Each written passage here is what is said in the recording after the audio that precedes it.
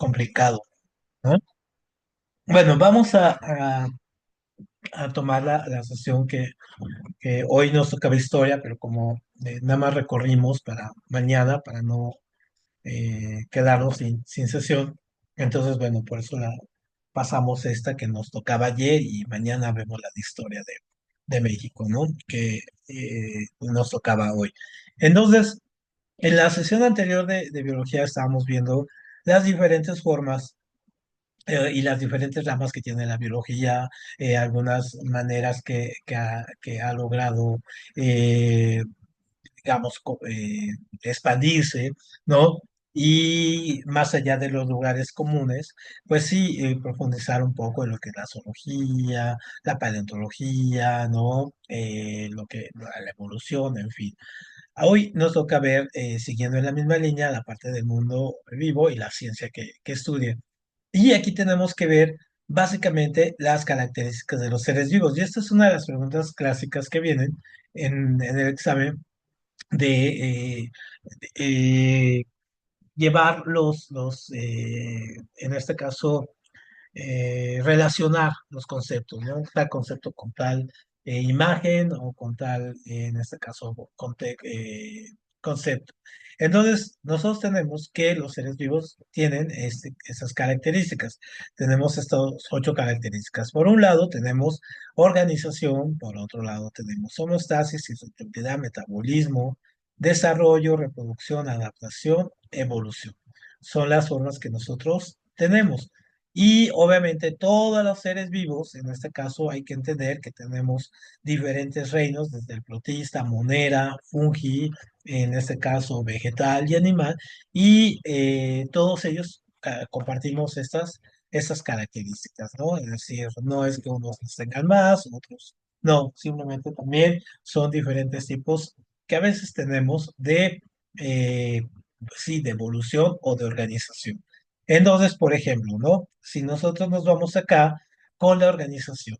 Entonces, por ejemplo, hay algunos seres vivos que tienen una mayor organización, en este caso celular o de organismos con los que se mueven, por ejemplo, ¿no? Entonces, el ser humano, pues obviamente muchos, tiene muchos diferentes tipos de tejidos, por lo tanto, tiene muchos tipos de células reproductoras, células de la piel, células de los huesos, células nerviosas, ¿no? Musculares, epitelares, ¿no?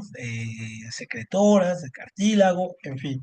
Muchas de estas comparten algunas características, pero otras, por ejemplo, si te cortan un brazo, en algunas especies las células logran reproducir pues o todo el órgano que se pierde, como la cola o una extremidad en algunos reptiles.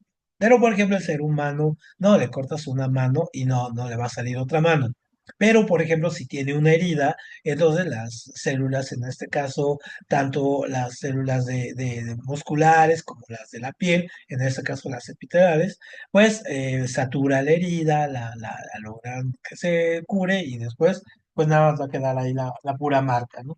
Entonces, las células en este sentido pues tienen esta relación y el nivel de organización que tengamos puede llevarnos a esto. Hay unas que son los seres vivos que están compuestos por una sola célula, que son unicelulares, y los demás por más células, ¿no? Es decir, los protistas y en este caso que son los que tienen incluso que no tienen núcleo, ¿no?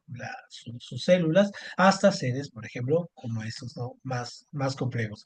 Ahora, el ser humano no significa que sea el más complejo, o sea, hay organismos que incluso siendo más sencillos, pues tienen mayor complejidad en su organización. Entonces, a eso se refiere, ¿no? A esta diferencia entre seres unicelulares y pluricelulares.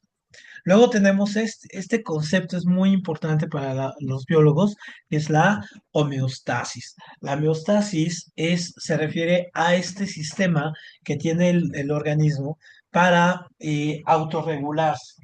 Entonces, por ejemplo, si uno se enferma, pues obviamente es que hay una descompensación, una desregularización, y entonces el sistema lo manda.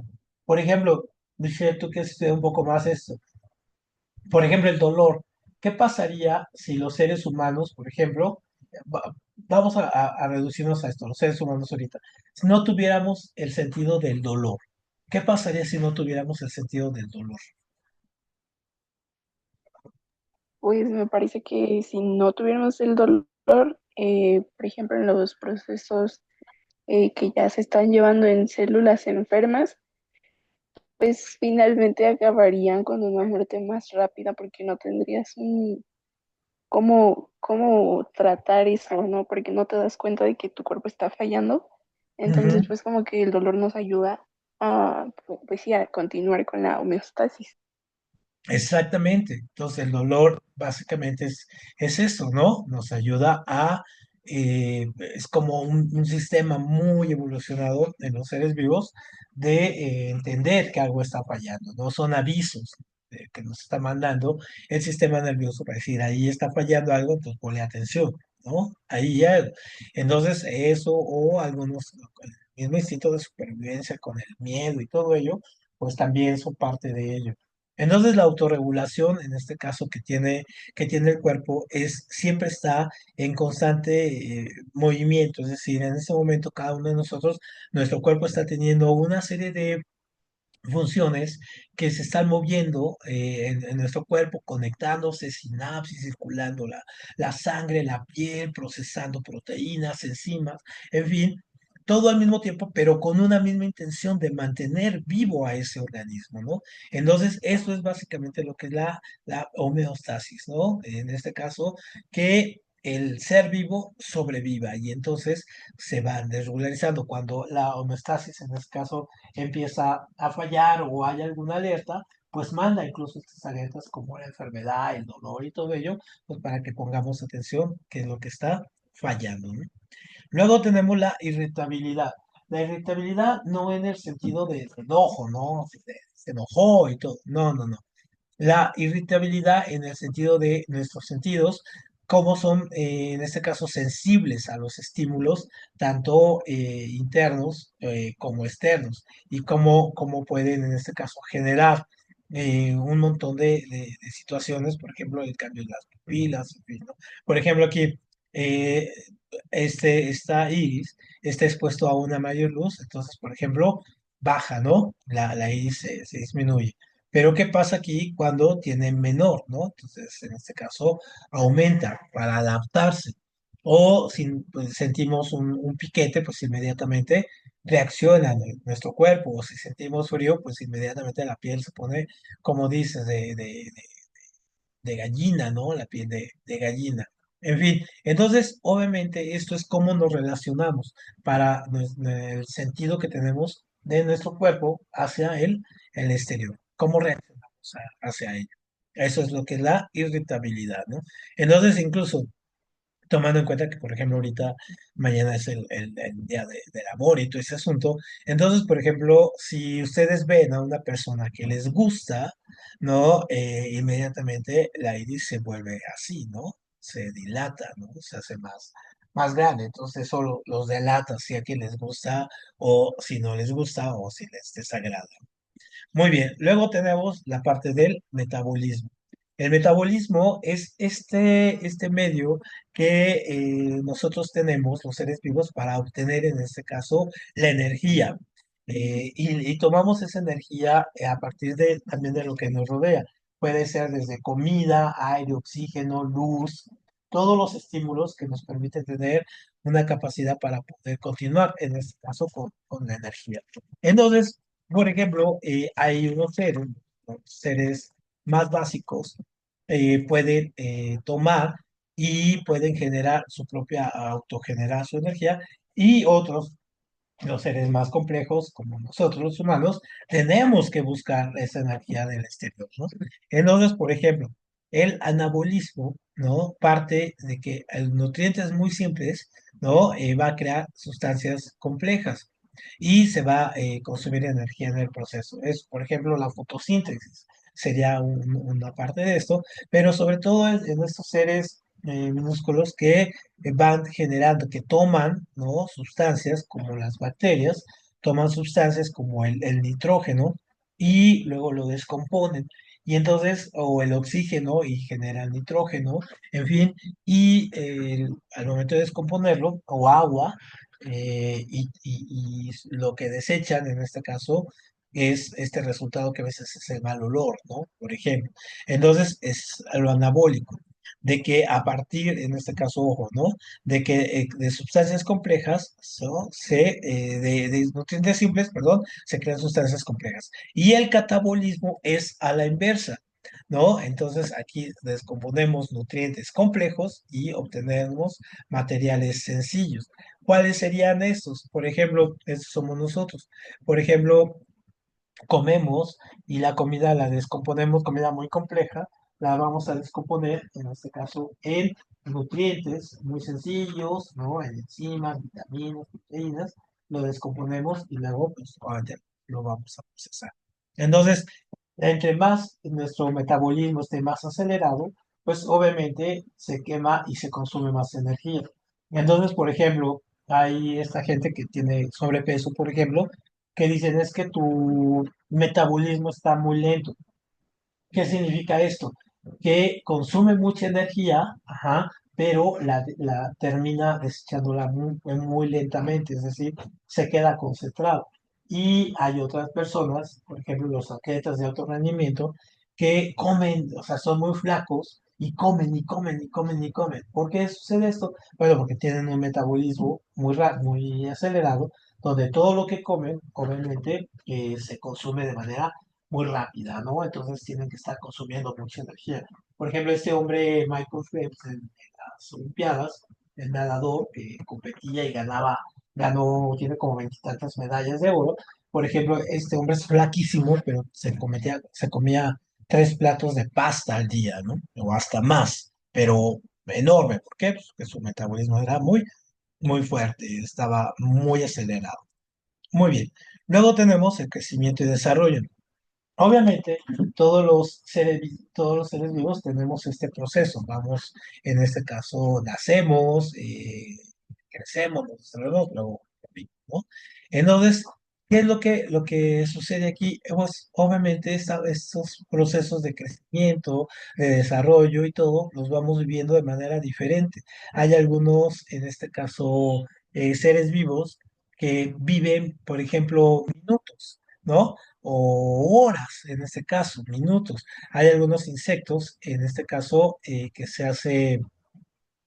se llaman efímeras, una especie de insectos, se llaman efímeras, en el nombre tiene la fama, que nacen, viven menos de 8 horas y mueren, ¿no? O sea, viven, se reproducen y mueren. Entonces, por ejemplo, muy poco. Y hay otros animales, por ejemplo, los lagartos, las tortugas que pueden vivir hasta 160 años, los tiburones, hay un tiburón por ahí, que ha vivido casi 500 años, ¿no? Entonces, por ejemplo, tienen muy diferentes los conceptos ahí, ¿no? De desarrollo. Nosotros el periodo de vida, en este caso, es de aproximadamente 85 años. Entonces, ese es el periodo promedio, ¿no? De vida de los seres humanos. Y que con la nueva comida, que con, digamos, con los nuevos procesos alimenticios o de salud y todo ese asunto, quizá el nivel de vida pues, crezca en algunos años, tienda a subir hasta quizá 100 años, no sé, 150 años, quizá, ¿no? Pero bueno, creo que va a ser un poco triste vivir 150 años en un mundo como en el que estamos ahorita, ¿no? Y con el COVID, por ejemplo, la expectativa de vida bajó 1 o 2 años en hombres y mujeres. Y también las mujeres viven más que los hombres, su expectativa de vida es mayor. Luego, la parte de la reproducción. La reproducción, en este caso, vamos a tener reproducciones asexuales y reproducciones sexuales, ¿no? En este caso, las asexuales es básicamente, el organismo se reproduce a sí mismo, es decir, él simplemente se divide en los individuos y surge uno como las estrellas de mar. Y cuando es sexual es que prácticamente hay una cuestión de interacción entre gametos, ¿no? Y de esos dos organismos diferentes pues, sale un tercero. Entonces, y el genoma incluso y todo es diferente, ¿no? Entonces, la sexualidad y la sexual, pues son las diferentes reproducciones. Hay animales, por ejemplo, algunos seres vivos que han pasado de tener una reproducción sexual y llegan a pasar a tener un tipo de reproducción asexual, digamos algunos anfibios. ¿Por qué? Pues porque el medio ambiente no los ha llevado a ello, o porque hay una situación interesante como de que se ven amenazados ante otras especies, entonces pues deciden protegerse, pues no saliendo a buscar machos, ¿no? Entonces las hembras se reproducen a sí mismas. En fin, hay algunos casos documentados sobre esto. Luego tenemos la adaptación. La adaptación es una situación muy interesante porque es a donde los seres vivos finalmente logran la sobrevivencia a través de ello. Entonces, este es el gran postulado de Darwin, ¿no? Y entonces, por ejemplo, el postulado de Darwin no es que los hombres vinieran de los monos, ni de que los que sobreviven, en este caso, son los más inteligentes o los más fuertes, ni nada de ello, ¿no? Obviamente, los animales y los seres vivos que sobreviven, en este caso, van a ser los que se mejor adaptan. Entonces, los más adaptables.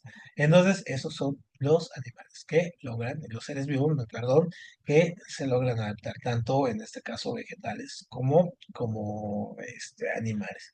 Entonces, eso es muy, muy importante para entender después a Darwin. Ojo, muy, muy, muy, muy importante. Entonces, por ejemplo, aquí tenemos el camaleón que se adapta y que se logra incluso, pues sí, se logra disfrazar de medio ambiente en el que está metido, logra cambiar prácticamente de ello. Entonces, este es uno de los más interesantes.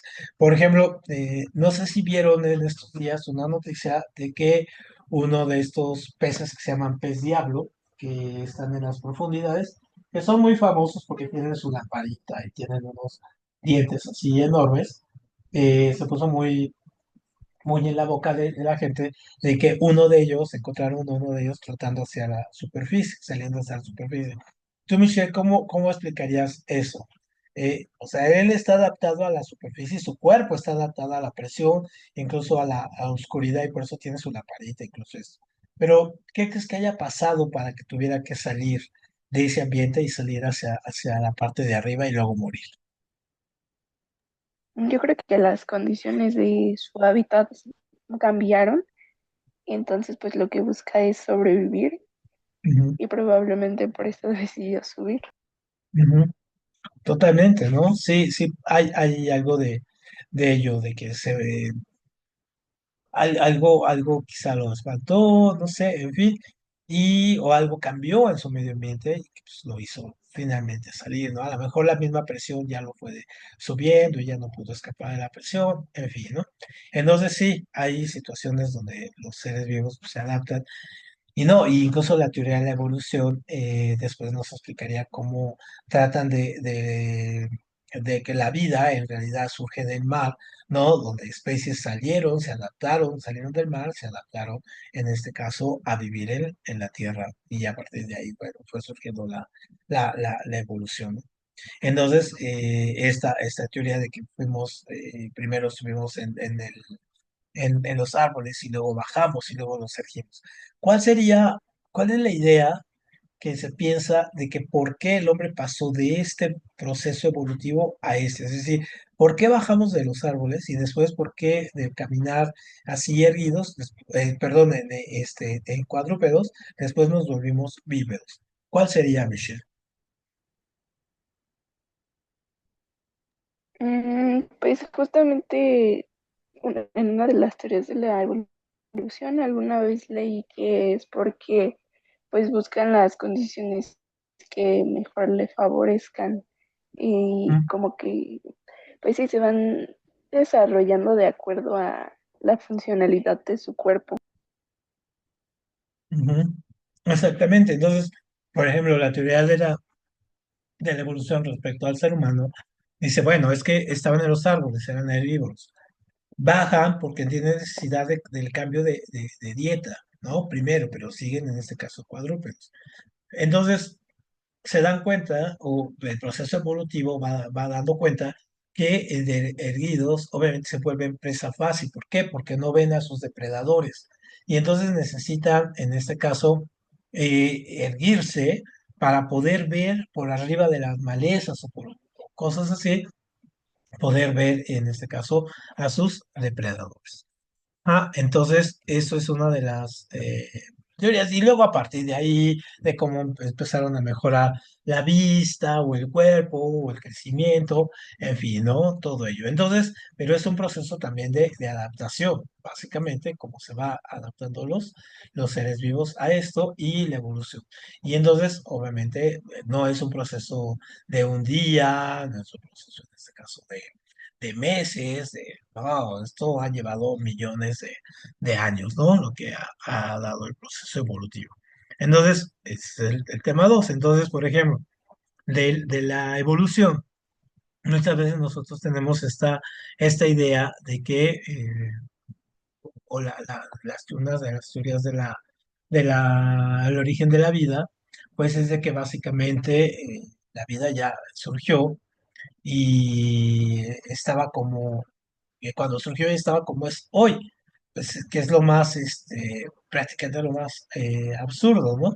Entonces, obviamente tuvo que ir modificándose estos procesos, tuvo que ir evolucionando los organismos de organismos muy simples, en este caso, a organismos cada vez más complejos. Entonces, por ejemplo, tenemos a los elementos protistas, ¿no? Que van evolucionando, las esponjas, los gusanos planos, ¿no? Los elánteros, que son elementos en este caso pluricelulares, pero simples, ¿no? Luego evolucionan aquí también estos gusanos, estos van a dar pie a que surjan los moluscos.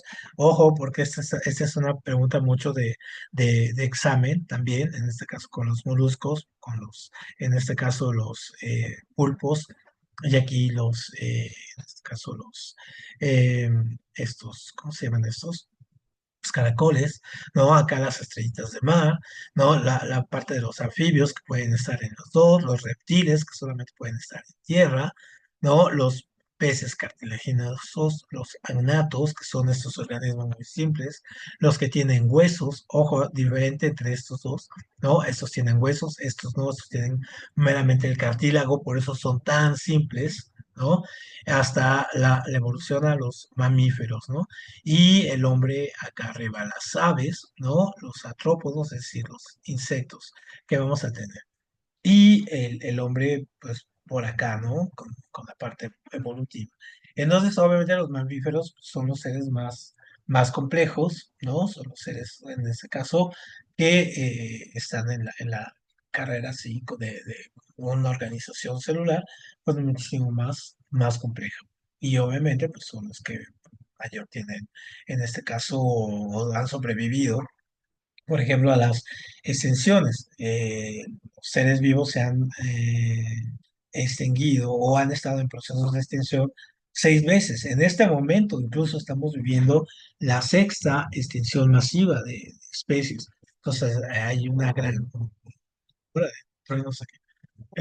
muchos animales están acabándose eh, y, y otros están en vías de ello. Y obviamente en los procesos evolutivos ha habido muchísimos. ¿Cómo sobrevivieron los mamíferos? ¿Y por qué los mamíferos ahora son predominantes? Bueno, porque fueron los que mejor se adaptaron después de la quinta extinción, que fue la de los dinosaurios, que mató a los dinosaurios, entonces después los mamíferos, que empezaron siendo muy pequeñitos, evolucionaron hasta, pues obviamente, crecer, ¿no? Muy bien.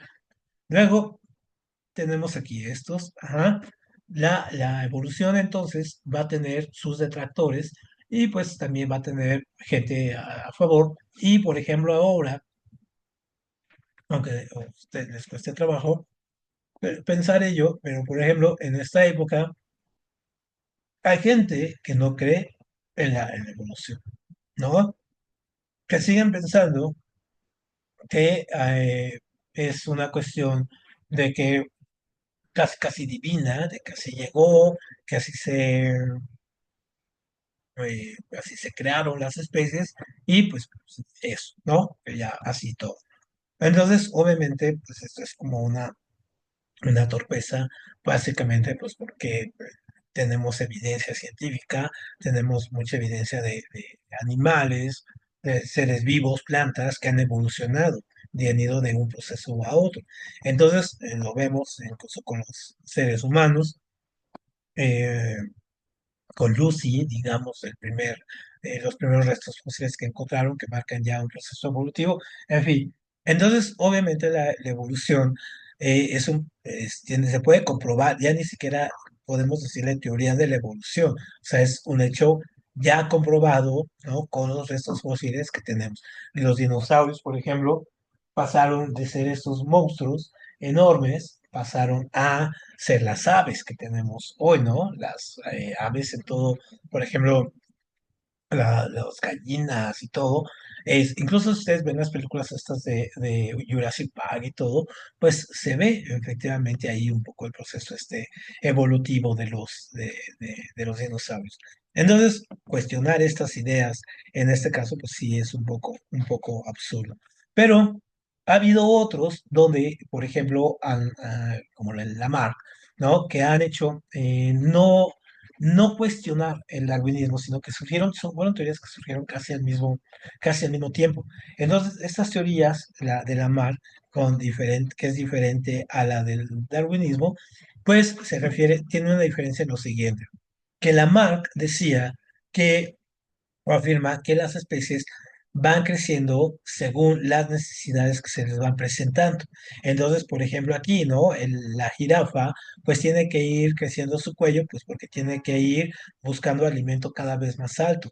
O este proceso de que la gente le va creciendo o partes del cuerpo o todo ello, o van desapareciendo partes del cuerpo por la misma idea de que las usa o no usa esas partes. Entonces, bueno, esta es como una idea un poco absurda a la vista de hoy.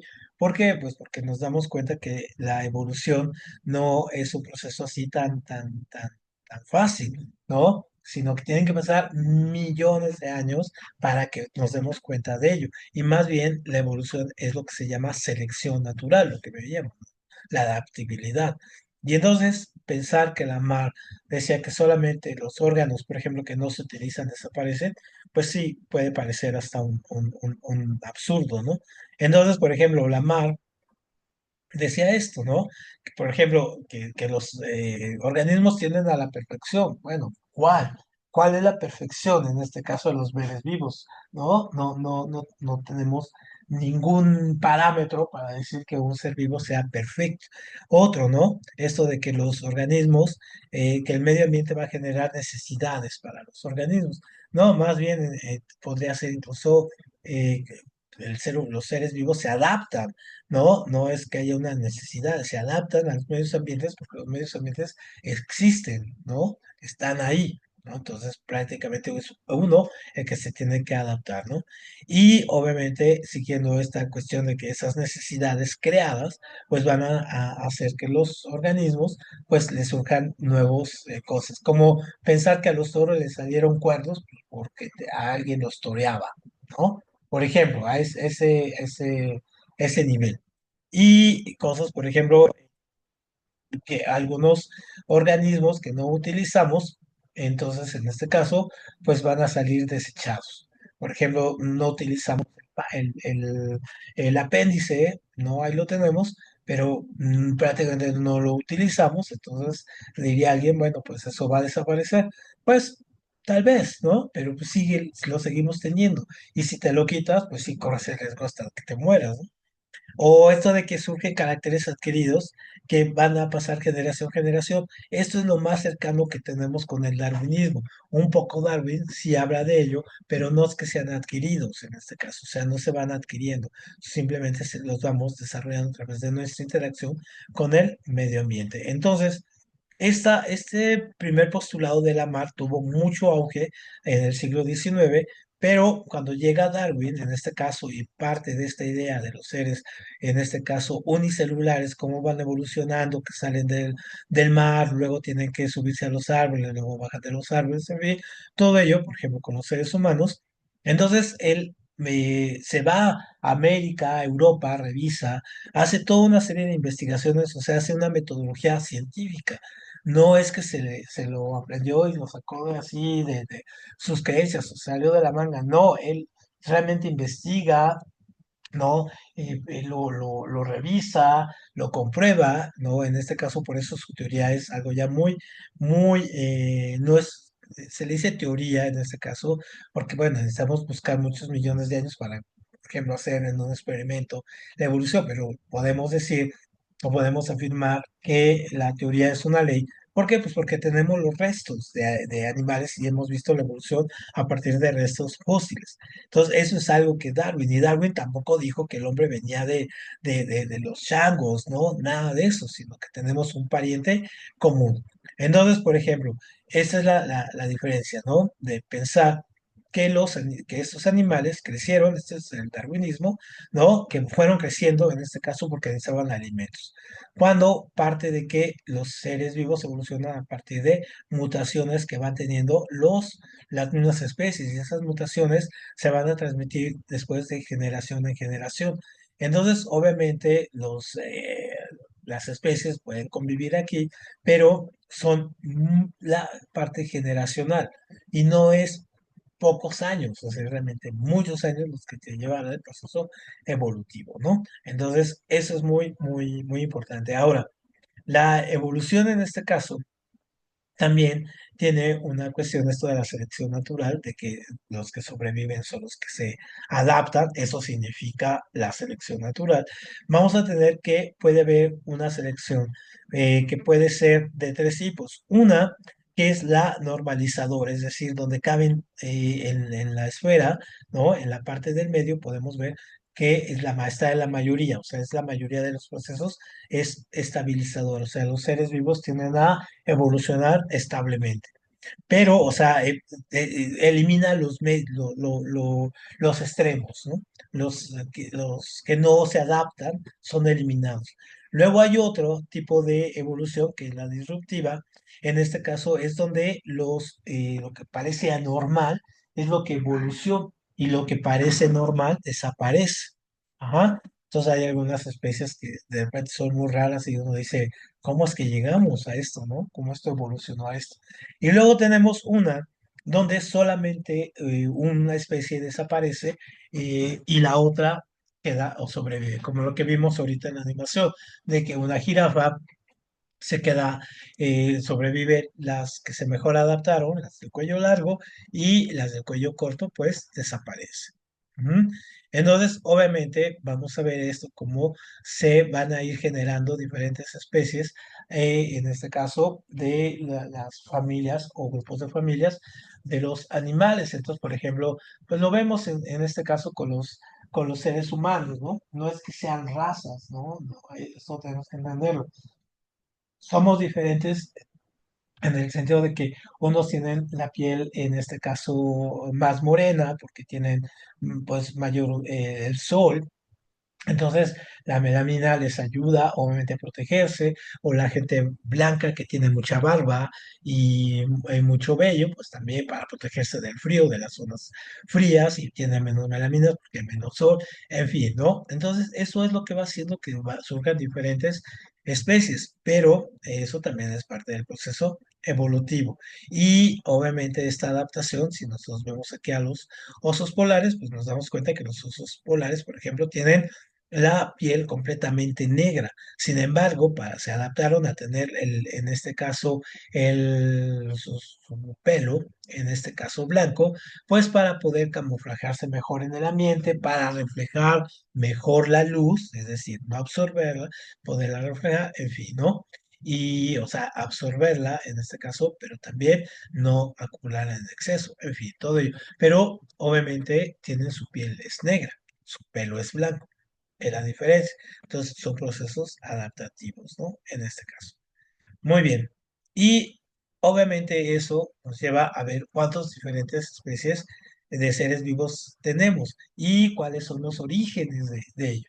Entonces decíamos, por ejemplo, que la teoría ahora con la llegada del Trump y con la derecha, la ultraderecha, que ya en historia no sé exactamente qué es la ultraderecha, pues tenemos mucho esta situación de que las teorías conspirativas o gente así, de repente, sin mucho, más bien con mucha intención de desinformar, pues genera ideas conspirativas muy absurdas, ¿no? Así como que la vida, eh, llegaron los extraterrestres y crearon al hombre, ¿no? O que somos viajeros de otros planetas, en fin, ¿no? Todo ello.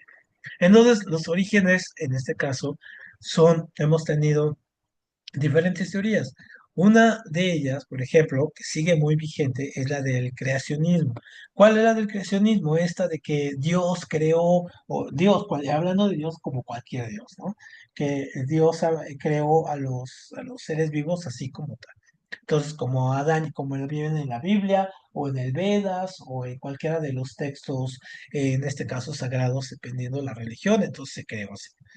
Otra teoría que ya ha sido desechada porque primeramente, o sea, llegó Pasteur y la desechó, comprobó que era un absurdo, es la de generación espontánea, es decir, que los seres vivos surgían de la nada prácticamente, ¿no? Entonces, bueno, ya se desechó eso. Y la panspermia, esta es muy aceptada, esta es muy vigente también, que la vida llegó a través de otros lugares, no en platillos voladores ni en ese asunto, sino en cometas o en fragmentos de otros planetas que tuvieron la vida y que llegaron aquí al momento que explotaron, en fin, ¿no? Pero no la vida en ese sentido como ya seres vivos complejos, ¿no? Sino como seres unicelulares dentro del agua, dentro del cometa, en hielo, como forma de bacterias, en fin, ¿no? Entonces, esa teoría es una teoría muy aceptada que se sigue trabajando. Otro es de que la vida evolucionó químicamente a partir de los elementos químicos que había con el clima. Por ejemplo, había mucho nitrógeno, mucho metano, en fin, y cuando hacían expresiones químicas, ¿no? Con el clima, con la electricidad, entonces pudieron crear aminoácidos, en fin. Entonces, todavía eso está en proceso. Y hay unas, estas de las fuentes hidrotermales, por ejemplo, de que la vida surge a partir del fondo del mar, ¿no? Donde están los volcanes, o otra de que surgen en este caso seres a partir del ácido ribonucleico que se genera también por diferentes combinaciones, en este caso de especies, o la de los minerales, en este caso al combinarse diferentes minerales, pues puedan en este caso generar aminoácidos o elementos básicos de la vida. Entonces, estas tres son hipótesis, ¿no? Esa de la evolución de la química, necesitaríamos millones de años para comprobarla. Entonces, la de la panspermia es, digamos, la que ahorita tenemos como muchísimo más, digamos, más aceptada. Bueno, pues con eso terminamos y nos vemos mañana para Historia de México. Igual a la misma hora, a las 6. Muchísimas gracias. Tengan buena tarde, tarde lluviosa por acá. Gracias. A ustedes. Bye.